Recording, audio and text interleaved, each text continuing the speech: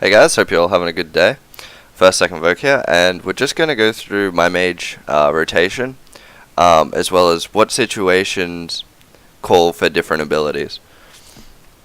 So as just a beginning sort of thing, the gear you can have that I would recommend would be this. You really want this sort of setup. It's a lot better than Tectonic, which is just this sort of setup here. It's a lot better. I've noticed it's a huge DPS increase. So basically, I'm just gonna go through the gear first. Tectonic with Photos Gloves, you can take that as an undergrade for Void Superior. You always want your Kiln Cape. If you have a Comp Cape or a Max, you can swap that out. Dragon Rider Amulet or Amulet of Souls, depending on what you're doing. If say for example you're going to do like a lot of kill trips at say something like KK, where your DPS isn't needed too much, but it's nice to soul split if you don't have a heal Voker, then I would recommend the Amulet of Souls for the melee phase, so you just get a nice healing off that. You can even bring your amulet with and just swap it out. However, you'd probably be swapping your gear out for a different style anyway. Your auras, your other one, Supreme Runic Accuracy. You can have also Dark Magic or Inspiration, I believe. Do I have it here? Oh no, sorry, Invigorate. Yeah, so these are the auras that you'll sort of go through. You can also throw in an Equilibrium, but I don't. Just off of the fact that if you're going to be bossing for 4 hours anyway, you either want to extend your your Supreme Runic Accuracy. And then by then you'll have these other auras ready to go whenever you need them, sort of thing. You definitely want the Asylum Ring, just because it has a passive effect when you use a threshold. It has around about a 1 in 8 chance, I would say, to save your adrenaline. So you save 15% adrenaline. So that's really good, because then you can use your Ring of Vigor, which you get from Dunge. Because that has an effect as well that when you use an ultimate, you save 10% of your adrenaline, which is really crucial to your rotation. If you miss this switch with your ring, it can be pretty damaging to your DPS. So we've also just got here a Amulet of Zealots. I wouldn't recommend it. However, if you don't have the way to buy an Amulet of Souls, or you don't have the ability to get the Dragon Rider Amulet, or you haven't done the quest or whatever, then you can always get this. It's not necessary. I wouldn't say it's a damage increase, however much they say it is, because it's, I believe, a 6% increase in accuracy and damage on your prayers, so it's not overall. It could be a little bit different. However, losing 5 prayer bonus and not actually having any strength bonuses such as 30 magic bonus and 10 prayer, like on the Dragon Rider Amulet, is quite heavy. Plus, the Dragon Rider Amulet has an effect to increase your Dragon Breath's accuracy and damage by 10%, I think it is.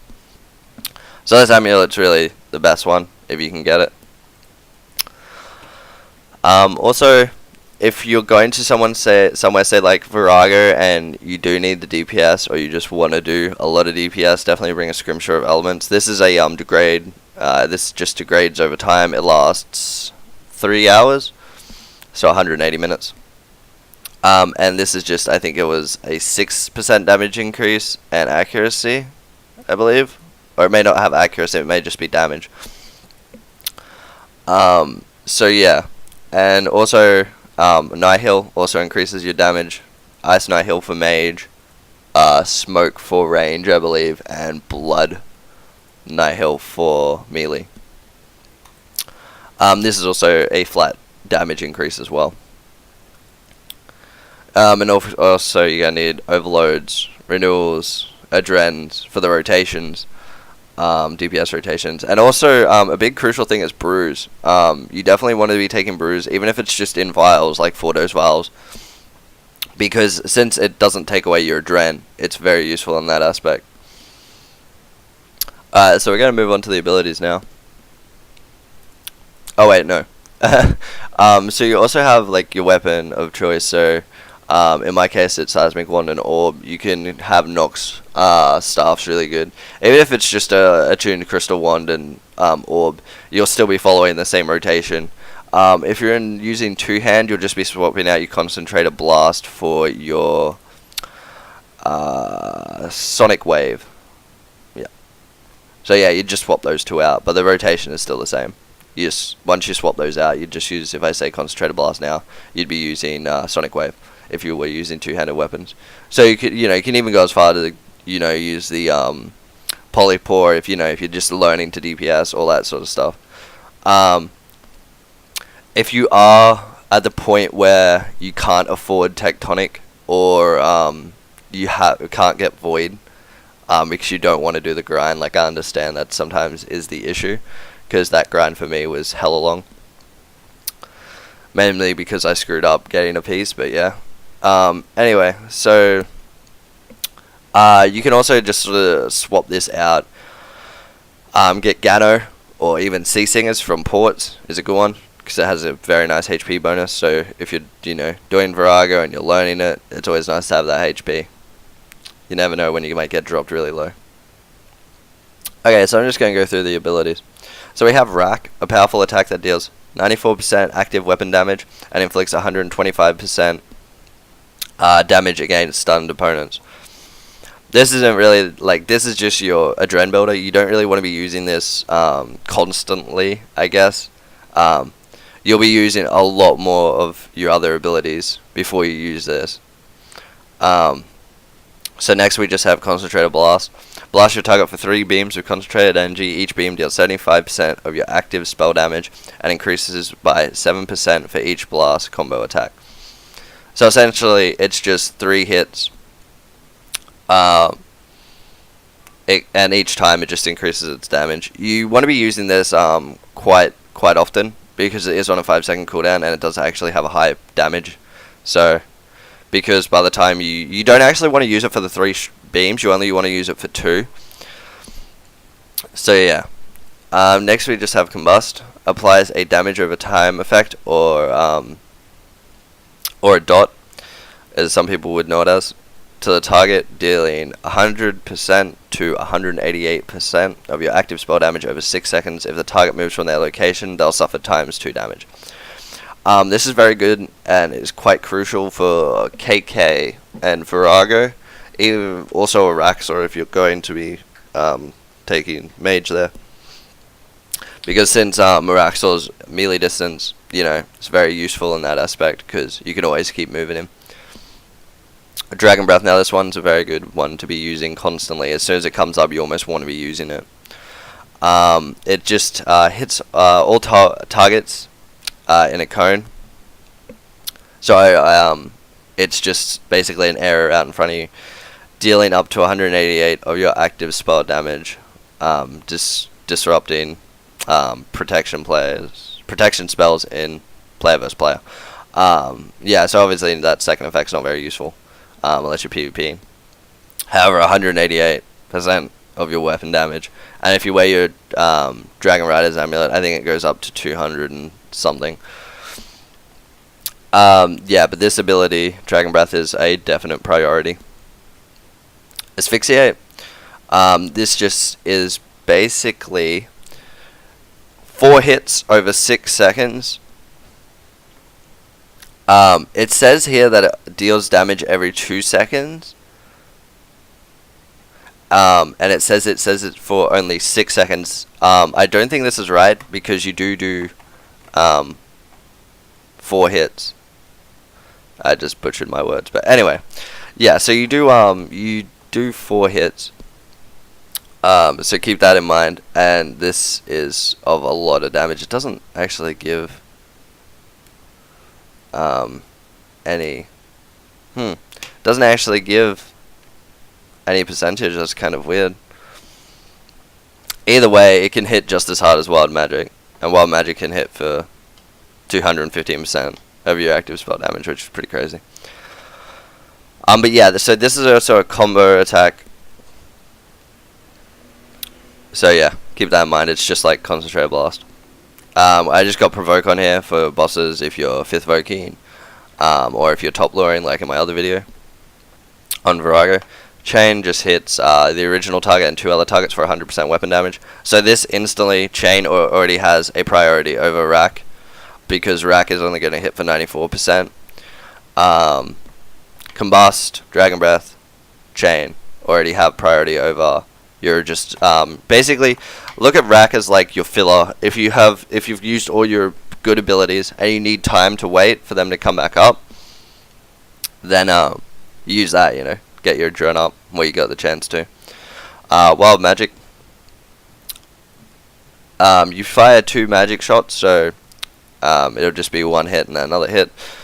Between 50% and 215% of your active spell damage. So this one is huge. You want to be using this constantly. Same with Asphyxiate. Metamorphosis. It basically just makes it for 20 seconds. You can move around and deal 50% damage. It says 50% increase here. However, I am sure that it's a 75% increase in damage. Someone told me that was true. I think maybe even a moderator may have said that. I'm not 100% sure, but yeah, I'm pretty positive. Sacrifice does 100% weapon damage and heals you for 25% of the damage dealt. If the target dies, you get 100% of your damage dealt. This ability here is just sort of like, it's a 30-second cooldown, sure, but it also has just the fact that it deals 100% weapon damage, so this has priority over Rack again. Next we have Sunshine. This is your main ability that you ultimate that you want to be using. So you summon, basically you summon a 3x3 square lasting 30 seconds, increases your damage by 50%, and also if the target's near the Sunshine, they will be hit up to 10% to 20% of weapon damage every 2 seconds. So this is quite big, because you'll be hitting, you can hit, I think it's like 190s with it, and that every 2 seconds for 15, that every 2 seconds for 30 seconds is quite a lot of damage. It'll equal up to around about 5k, somewhere around there, if I'm not mistaken. Or, no, it'd be a bit lower than that, but yeah. So that's definitely a good ability. Freedom. So this is just here for Virago and Arraxor, as well as KK. You want to just be using this if you ever get binded, or Virago, you would be getting stunned. I mean, sorry, no. Sorry, with the Virago, you'd be getting a bleed, so you got to freedom it. Also, with Arraxor, you use it before he uses an ability, so then you may not get pulled in, or you can get out of the bindings easier. Surge is obviously just get 10 meters or 10 squares away, straight in a line. So, for example, if you need to make a quick dash for it, you can just use it and get there. Next ability we have is just Deep Impact, which is just 200% of your active spell damage, and this has a 15-second cooldown. So this ability is kind of crucial, but not. It's not so much crucial. It's just nice to be able to use it when you get your rotation right. We also here have Smoke Tendrils, which is basically over 6 seconds. Your first hit causes 100% weapon damage. The second, third, and fourth will cause 125, 150, and 200% weapon damage, but will also hit you for 25, 50, and 100% weapon damage. So this is just like Asphyxiate or Concentrated Blast. It's a channeled ability. That's a WoW term, if you would understand that. So you're channeling an ability, so it takes time. Okay, so let's just go through, now that you guys, like I've told you guys all about the abilities and whatnot, and give you some form, I'll give you some form of like priority. So your priority would go Dragon Breath, Combust, this is just in basics, Combust, Chain, Sacrifice, Concentrated Blast, and then Rack. That's my priority. I could see for other reasons or not that Concentrated Blast might have an also priority over some of the others. However, I don't feel it should, just because if one of your hits misses, or even both your hits misses, that's a really... And even if like one misses and one hits, that's a really still low damage. But if a chain hits, I mean, at least it's 100% weapon damage. I mean, even if it doesn't though, you're still in the same sort of situation with if this misses. But yeah, that's my priority. So it'd just be Dragon Breath, Combust, Chain, and Sacrifice are on the same level. And then Concentrated Blast, and then Rack. So then we're just going to go through the thresholds. So Wild Magic should always have a priority. Sometimes it gets put into the aspect of whether or not you're going to have time to get to your next ability while you're Sunshined. If you are Sunshined, the rotation that I follow is Wild Magic, Deep Impact, Asphyxiate, and then you'll just use the other abilities, your basics, to get back up to 65%. And then you use another Deep Impact, and then Wild Magic, or Wild Magic first, then Deep Impact. This is just because you can do this. If you use an Adren pot with your Ring of Vigor on as you Sunshine, you can fit that into a whole Sunshine. Also, if you have Invigorate on, which is just that aura there, if you have it at Supreme, you can at the start go Ring of Vigor, Adren Pot, Dragon Breath, Asphyxiate first, and basically then you'll just go use your other basics, Wild Magic, Deep Impact, or Deep Impact first, then Wild Magic, either or. Then Dragon Breath, all those basics, and then go back to your Asphyxiate again, and you can fit 2 in 1 Sunshine, which is a huge damage output. That is very strong. And I'm pretty sure you can fit in 2 Deep Impacts as well. I don't see why you wouldn't be able to. It'll just be very, very close. So yeah, that's more or less like your threshold sort of situation. You can use Smoke Tendrils as well. However, it's not always advised, because it's more or less if, say, your Asylum Ring procs, because if it does, then, say you've gone Wild Magic, Deep Impact in a Sunshine, and then your Deep Impact got procced, so you got an extra 15% Adren. So you can just go then to an Asphyxiate, Smoke Tendrils, and then put in a Wild Magic. Now the reason why you would use Smoke Tendrils over your Deep Impact is because it's more than likely going to deal more damage.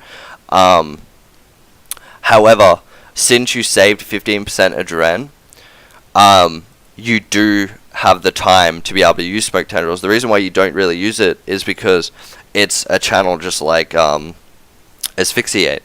So in that time to get up with the adrenaline that you'll need to use your next ability, if you're trying to fit in 5 in the 1 Sunshine, Smoke Tendrils really, it sort of starves you of adren when you really need it.